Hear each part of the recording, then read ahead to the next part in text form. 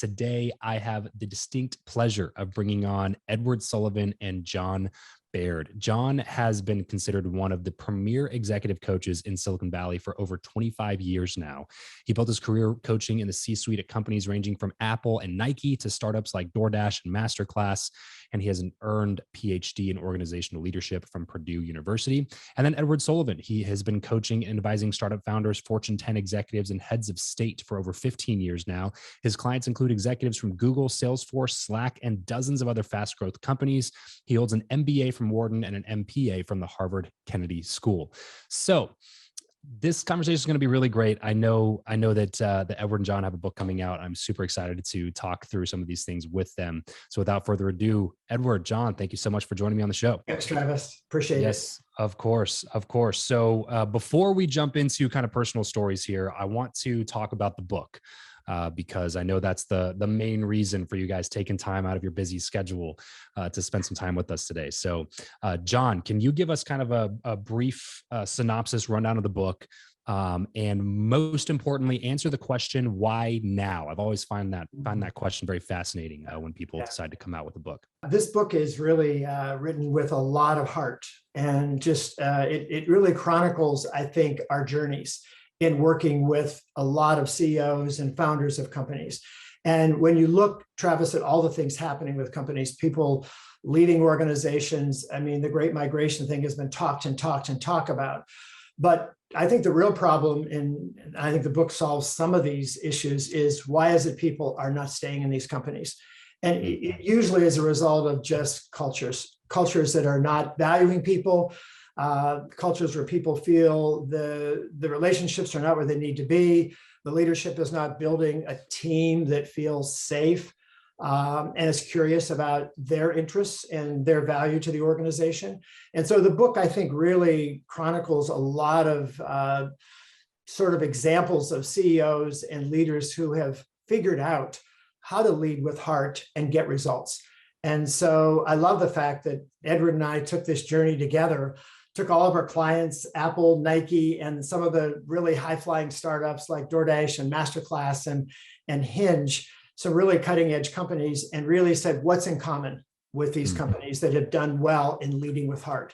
And that's what the book is all about. And it's tough. It's tough to lead with heart as a leader. Edward, is there a specific place that you guys are wanting people to pick this book up, or is this kind of like any retailer anywhere where you buy books, or is there like a specific website you're trying to send people to? A lot of people are going to Amazon, obviously. It's also for sale on the Harper Business website and on Target. So if you're listening right now, please, before we even get into the rest of the conversation, trust me, you're going to want to pick up a copy of this book by the end of the conversation. So you may as well just do it now. Stop whatever you're doing, press pause, Leading with Heart, go pick it up on Amazon. Or if you're a retail person, make it a point of your next bookstore trip to go pick up a copy of this book. I know that you will not regret that.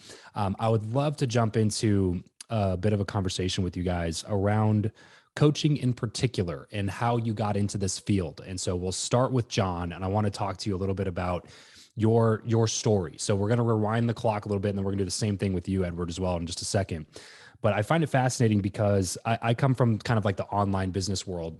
Mm-hmm. And in this world, there's so many coaches, and I'm sure you guys are aware of kind of the surplus almost of coaches, and a lot of times the lack of quality in a lot of those coaches. And you, both of you, are doing executive coaching, business coaching on quite literally the highest level possible. And so I'm curious on the journey that took you from being in high school to the point where now you're coaching, Fortune 10 executives and things like that, because I doubt that it was, 15-year-old you that came up with the idea to coach Silicon Valley startups back in the day. So let's start just kind of 30,000 foot view. John, 15-year-old John, what were you doing? What were you up to? 15 years old. How did that progress? Yeah. So it's so interesting. I don't think I've ever talked about this, Edward, with you, but I was a swimmer all through high school and college. And I think I became a coach because of a swimming coach, and her name was May Looney. And she was a long distance swimming coach. And she was a master at coaching, just in terms of the way she presented ideas, the techniques for, I was a breaststroker. So she just was very, very good at giving technique, but the way she did it, she motivated me in a way, gave feedback in a way that was strong and tough, but I always wanted to come back to her. She was the coach that I used all the way through. And so I think I've always wanted to be a coach. And so I was a swimming coach all through high school and college. That was my job. I was a lifeguard. And then I went and got, sort of schooled in organizational behavior and leadership.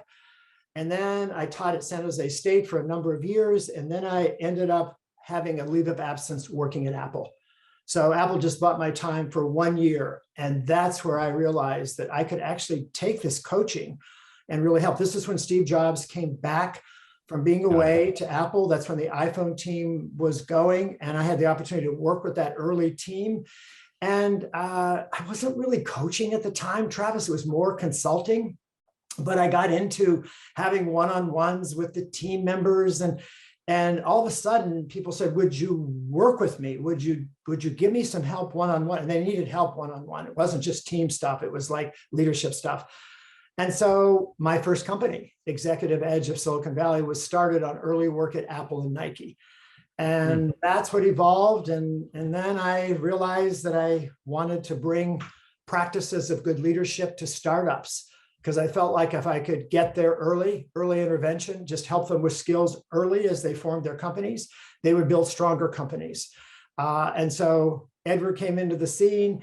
And it was, I don't know, I look back at the time I met Edward, and it was like we sort of knew Travis right then and there. This was going to be a match that was going to make a difference. And so he brought this cutting edge kind of startup mentality with a lot of the skills that we already had in coaching. And we just started coaching really top level people, senior people at the cutting edge organizations. So that's kind of the story. I read a book recently called $1 Trillion Coach about Bill Campbell. Was in your workings at Apple, was that somebody that you kind of had a relationship with? Oh yeah, he was always around. So, and he did not coach exactly like we coach, Travis, more around just really making change with leaders, getting business results, moving to IPO in some cases. Sure. He was an advisor, gave a lot of advice to people and did it in a really good way. He was a little more of a mentor than a coach. Just savvy, very savvy with, and Steve Jobs used him. Others used him as well. Yeah. Sergey, and that seemed like a lot of people did. John, or Edward, same thing. Would love to hear just kind of, 15-year-old Edward. How'd you get into, and then up to the time what's funny, I was thinking about your question, like starting in high school. I think I was just graduating in high school when John was starting to coach at Apple. It's true. Our journeys he's just blessed with more experience. He's just blessed with more experience, and I'm blessed by getting to work with him and learn from him. I was gonna say, so I might have barely been born at that time. So there you go. 92. 92. Oh my God, you were born in 92. 92. Yeah. Okay. All right. Yes, all right. Well, when I graduated high school in 93, and John was going into Apple around 95, right? All this was happening around the same time.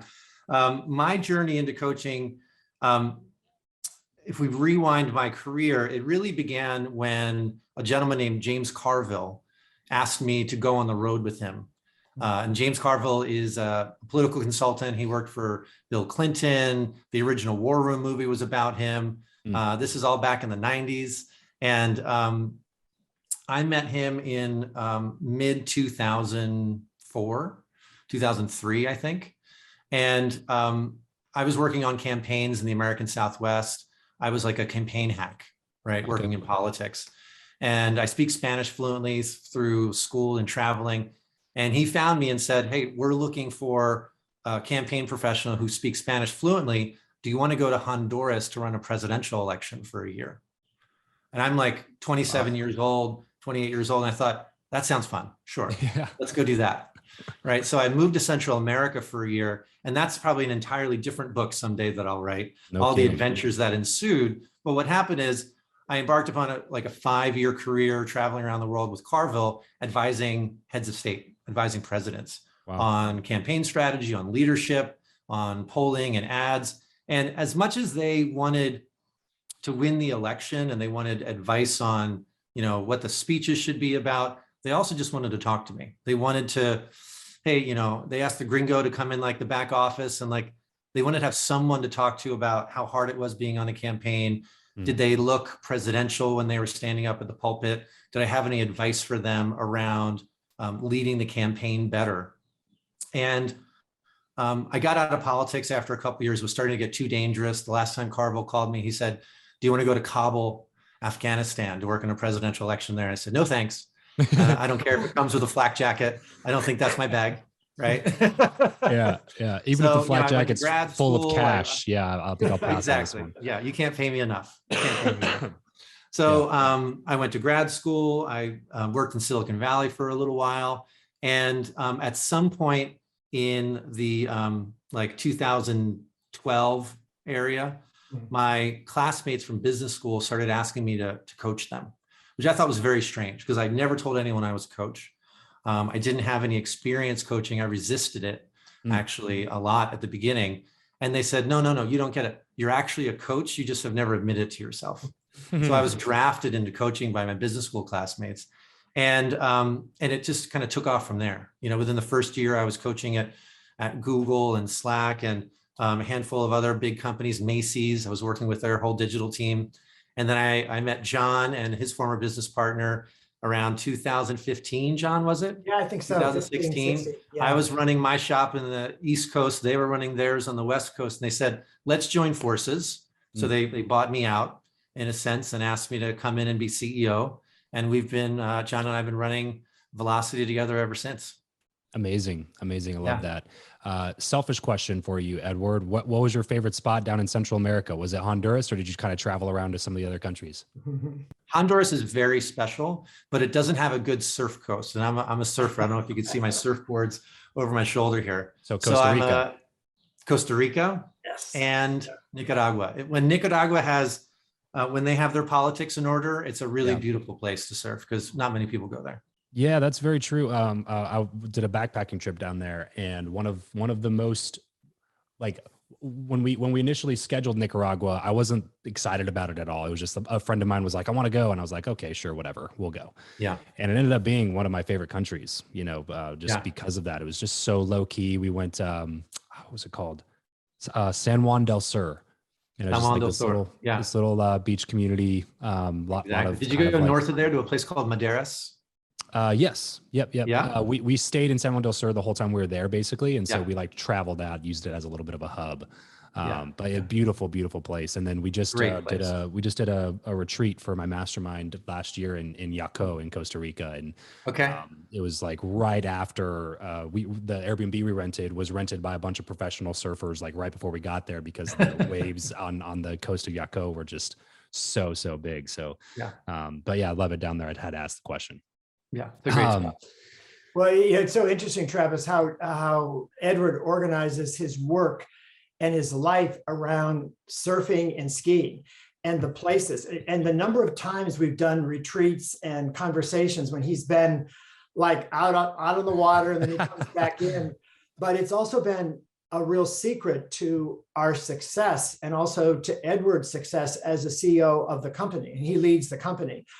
Is just that idea of really acting out the idea that we take time to do the things that are really important. I mean, we play hard, I think, at Velocity, but we also work really hard. And I think we actually practice that, Edward, in building our organization, but also in coaching our clients around giving themselves space in their lives for the things important. And they don't.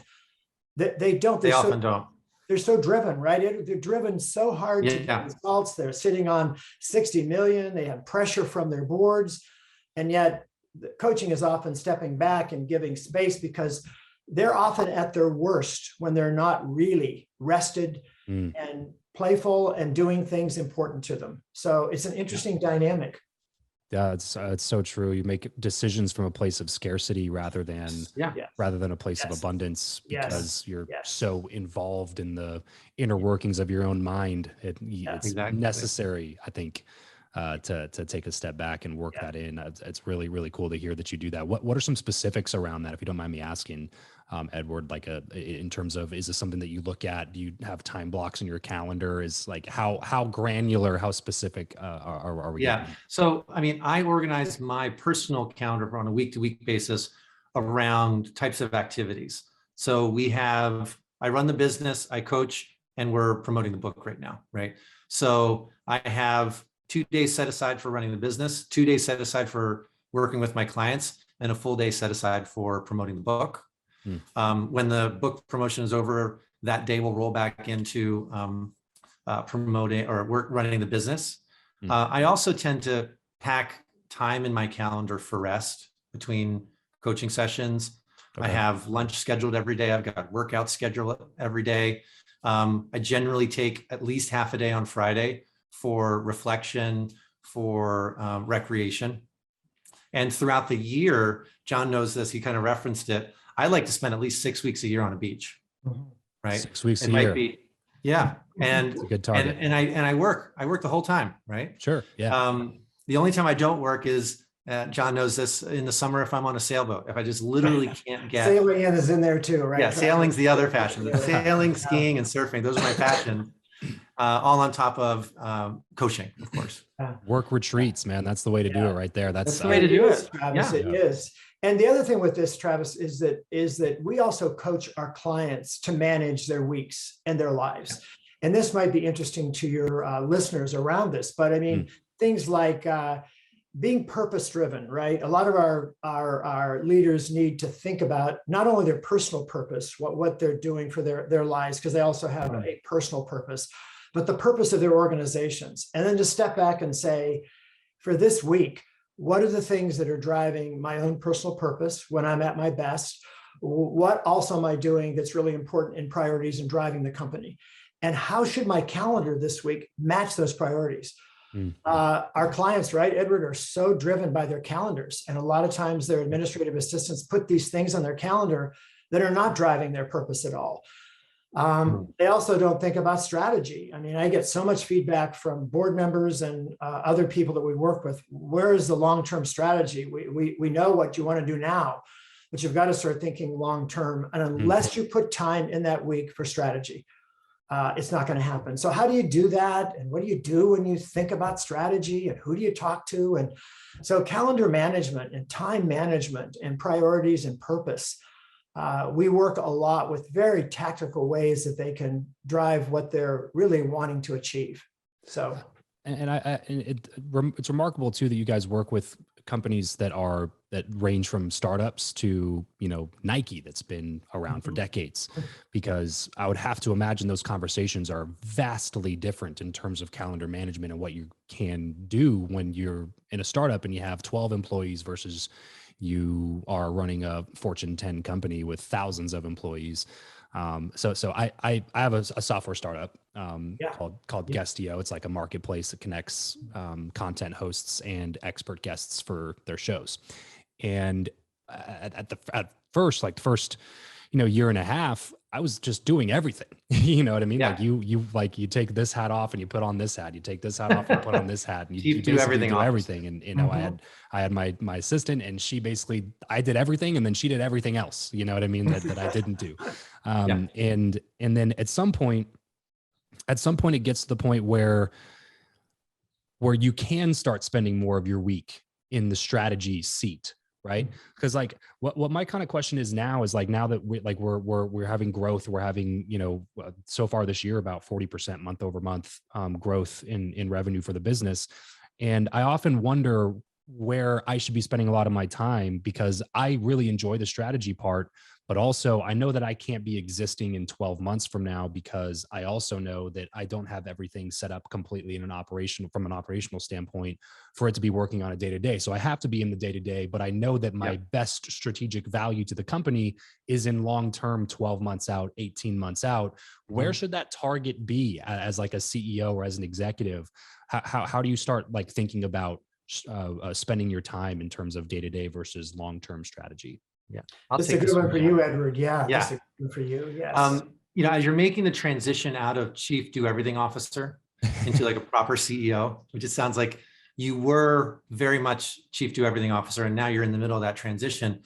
A lot of CEOs experience it's difficult to let go, right? It's difficult to let go of being really close to the work, close to the transactions, close to the customer. If you're building a product, sometimes the CEO feels like, I am the product, right? Mm-hmm. My vision, this is my baby. I can't divorce myself. But that becomes the greatest bottleneck to scaling of a company, when the CEO holds on too much. And then the next bottleneck is when the C-suite is holding on too much. Mm-hmm. When you've got 200 employees and 5 people are making all of the decisions, right? So as quickly as possible, we work with our clients to push important strategic decisions down into the organization, so that ultimately a high functioning, stage 2 CEO is focusing on cash in the business. Do we have enough cash to keep the doors open? Talent, right? Are we recruiting and setting the right cultural framework to inspire people to be creative? And vision, where are we going, right? So where you're at right now, this in-between stage, you're doing a lot of what we call zooming in and zooming out, right? Yeah, totally. And you're kind of like, you're flying at like this 35,000 feet and you're like, oh, wait, hold on. I see something that is not matching my lens for quality. And you zoom in, you work with that person. Hopefully you do some coaching with that person instead of just marching in and telling them what to do, right? We want that conversation to be developmental, so they leave having learned something instead of they leave the conversation with the task being done well. Sure. Right. Yeah. You're coaching them on becoming a better decision maker themselves. Coaching them on becoming a better decision maker. Yeah. We talk about in the book, taking your lenses off and putting them on other people. You want other people to see through the lens of quality or the lens for the business that you have. That's how you achieve real scale as a CEO. So at the threat of turning this into just like a personal coaching session for me. Right. We love it. Let's go. Let's do it, Travis. This often happens. When we do interviews, they'll say, can we get some personal coaching? Right? It's so funny. So right now, I'll give you a bird's eye view. And I honestly think this is super helpful for a lot of people listening as well. Yeah. We're at the point right now where like my assistant has become my chief of staff / operational manager. She basically make sure the business runs. And then I moved more into generating sales, driving revenue, business development. We just hired our first couple of sales reps to start bringing sales off of my plate. And then she's kind of in the operational role. My question becomes, at some point, like, how do you know you're ready for like your first kind of C-suite hire, like an actual, like a 6-figure salary type hire with maybe a little bit of equity and things like that, versus bringing in somebody at a junior level and training them up to a certain, like I always struggle with it's a big bullet to bite at some point to bring somebody on who essentially I'm paying more than I'm even willing to pay myself at the moment as a startup founder and CEO, because they have more experience. At what point should you really start considering bringing in that person? Because from my perspective at this point, it seems like an operator that's a true operator would be extremely helpful for me, so that I can pull myself completely out of day to day and give it to somebody that I know is extremely competent at building that. Yeah. And that could be for either of you. Yeah.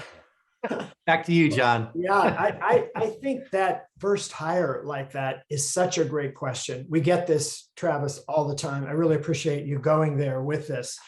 We often work with companies that are sitting on, I don't know whether you've gotten any seed funding and where your funding is, but when you get those millions of dollars, there's an expectation by the investors that you will begin hiring people. And I don't know where that pivot point is around that. I do know that people often wait too long to hire. I'm not sure where you are in your product life cycle. Sometimes you can get the right skill sets that you need without hiring a C-suite person. So it may be that, I don't know where the product market fit is, and you can get good people at, better dollar amounts. But when you scale and you get money and you grow and you're now 30 to 50 people, then it's time to start thinking about hiring that individual that will really scale the organization. And that's a whole question around fit of C-suite people that are experienced from the Apples of the world into the startup world and how they fit the culture. But I don't know. I would want to look at product and market fit and where you are and customers and make that decision, and cash and do the right financial analysis to decide before you actually jump into a person. But I will tell you that people often will say, I waited too long to hire the operator.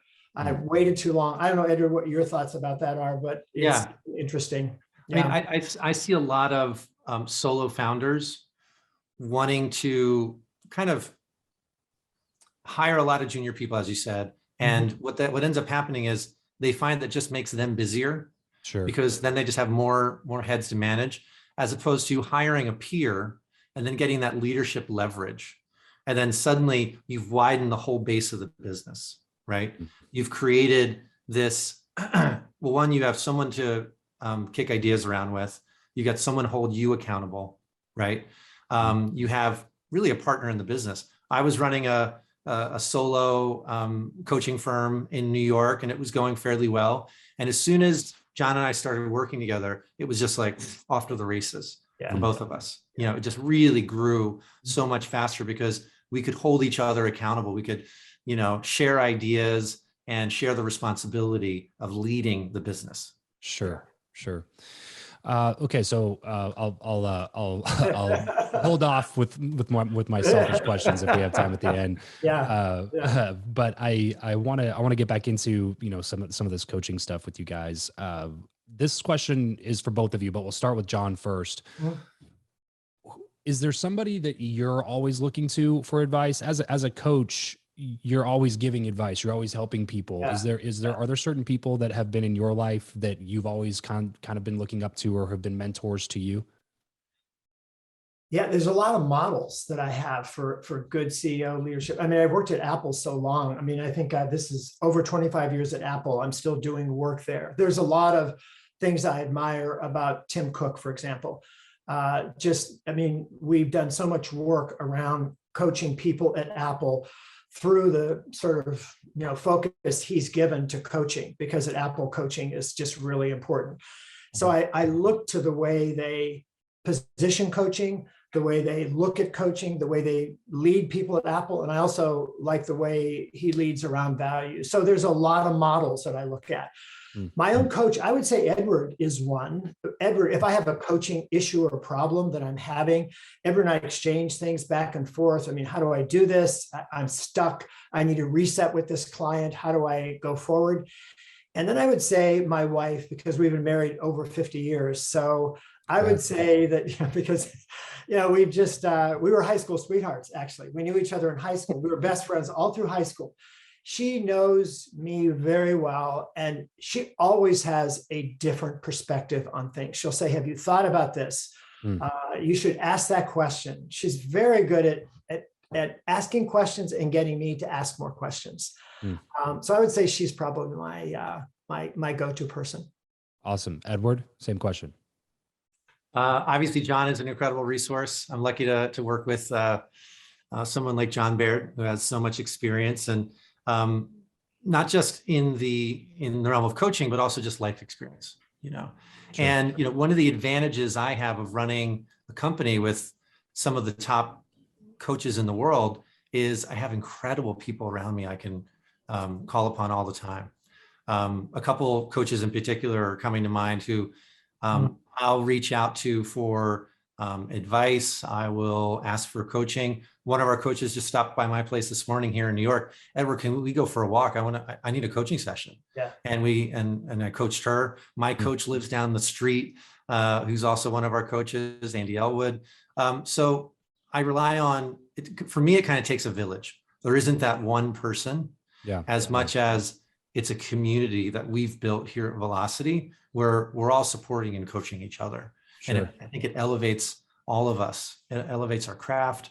And coaching can be a lonely business. You know, a lot of coaches come to us and like, I didn't know there was a community like this out there, you know, because there's a lot of coaching platforms, like kind of like Tinder for coaching, but you don't get together with other coaches. It's not a learning environment. And we've created this learning environment. So we're all elevating each other.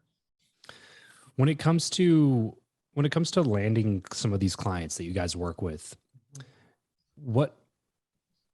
what systems or processes are there in place, if any, for generating new business, prospecting clients at that type of a level? Like these are clients that, who knows? I mean, thousands, maybe even tens of thousands of firms are trying to permeate Fortune 500 companies.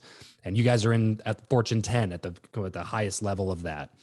Has that been mostly through relationships, time in the industry, referrals? How do you guys look at that? We'll start with John. Edward. Well, I think Edward on Okay. this one. Great. I'll jump in on this one, but I think this is one that you lead in our company for sure. Yeah. I mean, Travis, it's funny. At this point, people call us. That's our wholesale strategy. That's the place to be. We've built a book of clients. CEOs talk to each other, have heads of HR talk to each other. And I think we've built a reputation where when the CEO of a company is looking for a coach, she'll call her colleagues, she'll call other folks in the business and say, luckily enough for us, many of them say, call Velocity. And I think that's been the secret to our success so far. We also have great relationships in the venture community, really very lucky to count firms like Mayfield and Sapphire and Thrive and half a dozen others as our friends and colleagues. And, we tell them, send us your top decile companies, right? Send us the ones that you just invested in where you want to add some rocket fuel to their growth, as opposed to sending us your laggards.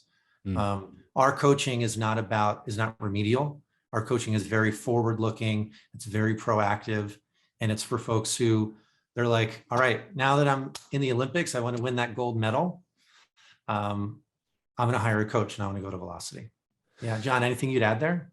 No, I think you said it well. I mean, it's interesting. We do coach, Travis, the stars. We coach the ones that want to be coached, first of all. I mean, the idea of getting somebody that says you must have a coach. This is happening a lot. I mean, a lot of the startup venture firms are saying, we'll give you all this money.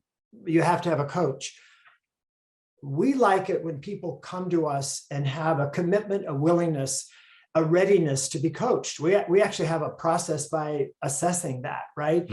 And there also has to be, I don't know, Edward, how you feel about this, and we've talked about this, there has to be a little bit of pain there. Like there's like, I don't get this. I'm not good at this. My team is not responding well. I have a meeting and I throw out an idea. No one contributes to the idea at all. It's like so you have to have a felt need. So I like it when people are in pain. I mean, I find that when people are struggling with an issue and they reach out, I mean, most good coaches have coaches. Most therapists have therapists. Most good therapists have therapists. So this idea of working with someone who can actually help them get to the right place is good. So I want an openness to being able to coach them totally, the total person, not just the person building the business, but that person who's in that role. So yeah, I mean, we get a lot of referrals, but we also want to make sure those people are ready and willing to be coached. Readiness for coaching is a key concept for Velocity. Sure. Making sure that the people that you're taking on are going to get good results so that it does result in more referrals anyway. Yeah. That answer basically was what I was kind of expecting to be said. And the reason I asked it is because this is Build Your Network. We talk a ton about relationships and the power and importance of doing things on purpose, engaging in activities on purpose, having a budget even that will allow you to increase the quality of your network on a more exponential basis rather than an incremental basis, because we found that it tends to shorten the timeline to success for most people. I'm curious to hear if you guys have any sort of specific relationship building strategies that you implement at the firm, anything that, from client dinners to specific, Zoom calls or coaching sessions or strategies or anything that helps you to on purpose build more relationships with potential clients or referral partners or venture capital firms or anything like that. Well, we should, Edward, talk about the Duchess retreats and some of the dinners and some of those things that we have done and are doing. We're doing less of that right now because, Travis, a lot of work is coming to us, but we should talk about relationship building because I think that's a piece that's really important to Velocity. Edward, do you want to talk about Duchess and dinners? Yeah, for sure. Yeah. In the early years, Travis, we had an annual retreat, founder retreat, where we'd hand select 12 founders from the community Some would fly in from the West Coast. We had founders down from Toronto and from the New York area, and we'd spend a 3-day weekend with them in an intensive coaching environment, really. There was a very clear agenda. Everyone got one-on-one coaching. We did fishbowl coaching, where we just put one of us and one of them in the middle of the room and everyone's sitting around.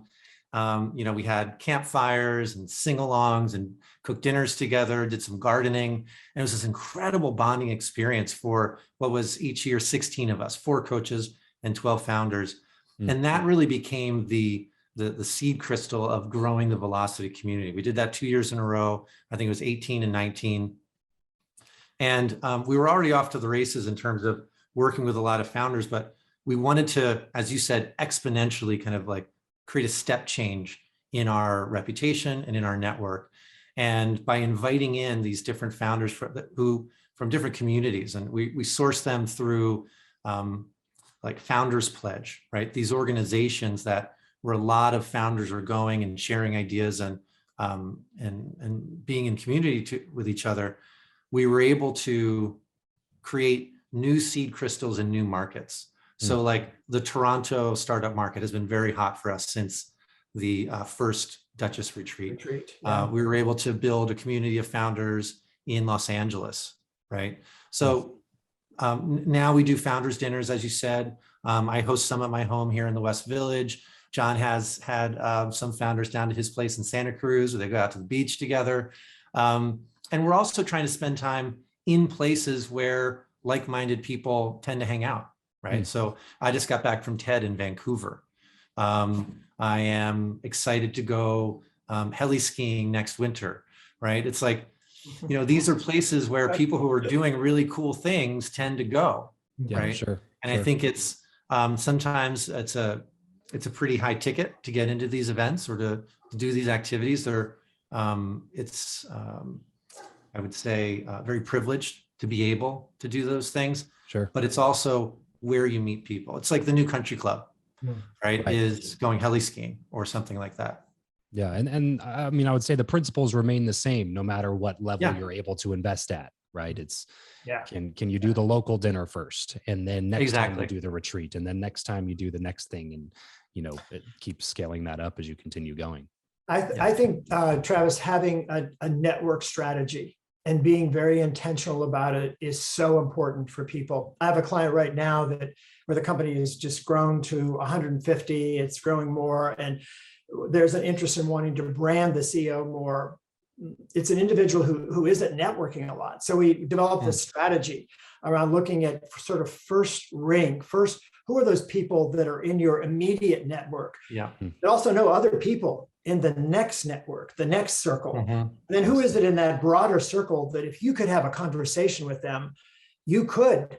There's a lot of people in my life as I look up. I wish I'd had a network strategy even more. I mean, the companies grew in spite of it, but I wish I would have said, I should have talked to so-and-so about this because I could have gotten some advice to scale faster.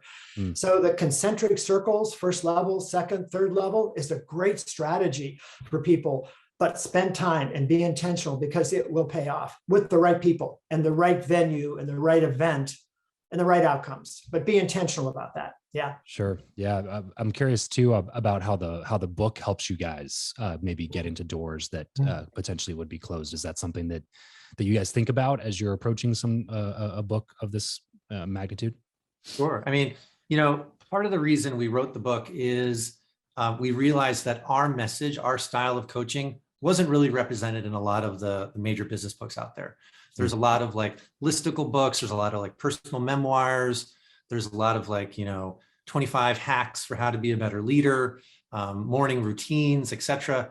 And we thought, you know what, like we really work with our clients to have rich, deep, connected conversations with their employees, with their teams. And that's where the connection comes from. That's where the motivation comes from. That's where the feeling of safety so that people can be maximally creative comes from. And, we're only a small firm. We've got 25 coaches. We can only work with so many people. So we decided, let's get that message out to more people. Yeah. And That's the good news amazing. is it's a message that resonates. We just started selling the book now in pre-order. We've got, close to 10,000 in bulk orders already for the book. Congrats, guys. in terms of, people want us to come speak at conferences. They want us to come and give their employees like a 2-hour seminar on the principles of leading with heart. And it is a calling card, right? Like, ask any author, it's a very powerful calling card to be able to share the book with someone, to be able to say, happy to come into your company and talk with your employees about the principles in this book. And we're really hopeful that this is one of those books that speaks to people, right? Because it is very much a heartfelt view of leadership. There's too many people as John said at the top of the session, too many people are leaving their jobs right now because they're dealing with toxic leadership, toxic cultures, right? A lot of people are out there with a scarcity mindset. They're operating out of a position of fear. And, one of the main focuses of this book is to help people talk through their fear with their colleagues, right? We should be able to show up at the office as human beings, Regular as people, who we sure, really are, right? And say, like, I'm actually experiencing some fear right now. And rather than have a bad experience with you in this meeting, I want to take a few minutes and just talk about why I'm a little triggered right now. Wouldn't that be something different, as opposed to everyone's just suited up and armored up and having like this weird passive aggressive exchange? Yeah, with a veneer of bravery that's bravery and just not. And I think the other thing with that is that there's such a strong component in the book around being able to lead with empathy.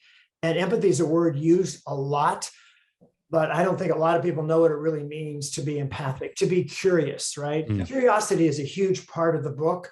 And, we get a lot of reactions around, what do I do when somebody has a strong reaction on a team? Well, people tend, Travis, to react judgmentally, et cetera, rather than being curious. What does it mean to be curious? It means to wait and find out what is going on with that person. We have this little thing that Edward and I kind of put together called the 5 to 10 minute wait rule, which is when somebody is explosive or is giving a point of view that's different, you actually have to wait 5 to 10 minutes and explore why that person feels that way. Ask more questions. What's going on there? What does it mean? Say more about that. You sound really upset about that. It's hard to wait 5 to 10 minutes to actually hear a person. So getting curious about thoughts and ideas. I mean, transformational leaders that lead with heart, they are curious and they know how to be curious and how to hear voices. A lot of voices are not heard in the workplace these days. So how do you hear voices and then do something about it? So it's a powerful message in the book, and it's one we've wanted to actually bring out to people on how that looks and how do you build cultures like that. Yeah, it's such a basic human need to feel heard, understood, appreciated, and empowered. And you would think that people whose core job it is to lead other people would be very interested in how they could help their people feel heard, understood, empowered, and et cetera. So, man, I really appreciate you guys bringing that up, because that's something that we talk about here on the show a lot, obviously, as it comes up in relationships and things like that. And I was curious on the book and how it kind of involves your networking strategy and stuff. So that's one of the things that we do with our agency is we help kind of startup founders like that who haven't really worked on their personal branding or haven't really gotten themselves out there. And we help them with doing content tours and building their own podcast just to get their foot in the door with people who they want to talk to. Because I've been blown away with Build Your Network on how many people I've been able to have conversations with that is just like, how am I sitting down face to face with Shaquille O'Neal right now, a childhood hero of mine? Like the podcast opens the door, and it's just like, why are more people doing this? Even if you get 0 downloads, just interview some people, Exactly. But have a strategy in place is the overarching. Yeah, it is. Having a strategy is key. And I love the fact we saw who you were interviewing. I thought, oh my, I'd love to sit down with Shaquille O'Neal. It was incredible. I hope one day I can do it in person, because that would be even cooler. Yes. Well, Edward, John, I know you guys got a ton of other stuff going on. I know you're probably going crazy on the book promo and everything right now, but obviously it's going really well. Congrats on all the successes you had. Congrats on the pre-orders of the book. If you're listening right now, Leading with Heart, John Baird Edward Sullivan. Please go pick up a copy of this book. I know that I'm definitely going to be checking it out and reading it for my own company and things like that. Thank you guys for spending some time with me today. Thanks for letting me be a little bit selfish and asking a couple of personal questions about my business. This is a lot of fun. I had a great time with you guys. Yeah, thank you so much. We had fun too. Thanks, Travis. Thanks for having us.